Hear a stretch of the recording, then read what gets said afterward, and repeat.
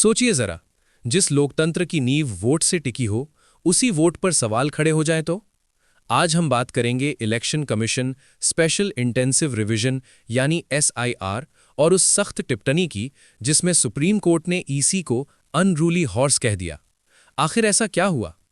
सबसे पहले समझते हैं एसआईआर यानी special intensive revision.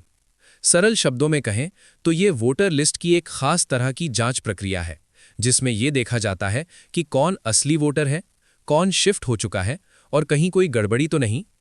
Election commission को रिप्रेजेंटेशन ऑफ पीपल एक्ट के तहत वोटर लिस्ट अपडेट करने का अधिकार है, लेकिन सवाल यह है, क्या यह अधिकार असीमित है?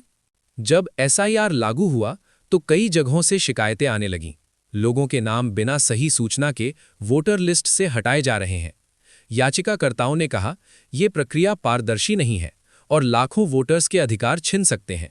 इसी पर सुप्रीम कोर्ट ने सख्त सवाल किया और कहा, इलेक्शन कमीशन कोई अनरूली हॉर्स नहीं हो सकता। मतलब कोई भी संवैधानिक संस्था बिना नियम, बिना सीमा, मनमर्जी से काम नहीं कर सकती। कोर्ट की असली चिंता क्या है? कोर्ट ने साफ कहा, वोट डालना एक मौलिक अधिकार तो नहीं, लेकिन ये एक बहुत महत्वपूर्ण नागरिक अधिकार है। अगर किसी का नाम वोटर लिस्ट से हटता है तो उसे जानकारी मिलनी चाहिए, सफाई देने का मौका मिलना चाहिए और पूरी प्रक्रिया स्पष्ट होनी चाहिए। इसे ही कहते हैं नेचुरल जस्टिस। कोर्ट का सवाल सीधा था, क्या एसआईआर में ये सब फॉलो किया जा रहा है? ये मुद्दा इतना बड़ा क्यों है?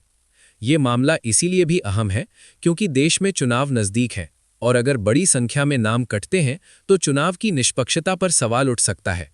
आलोचकों का कहना है, गरीब, प्रवासी मजदूर और कमजोर तबके सबसे ज्यादा प्रभावित हो सकते हैं।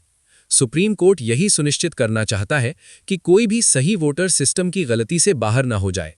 तो कुल मिलाकर सुप्रीम कोर्ट ने ये याद दिलाया है कि चाहे इलेक्शन कमीशन हो या कोई और संस्था, कानून से ऊपर कोई नहीं। लोकतंत्र में नियम भी जरूरी हैं और अधिकारों की रक्षा भी। अब देखना यह है कि इलेक्शन कमीशन एसआईआर को कैसे और कितना पारदर्शी बनाता है, क्योंकि वोट बचेगा तभी लोकतंत्र बचेगा।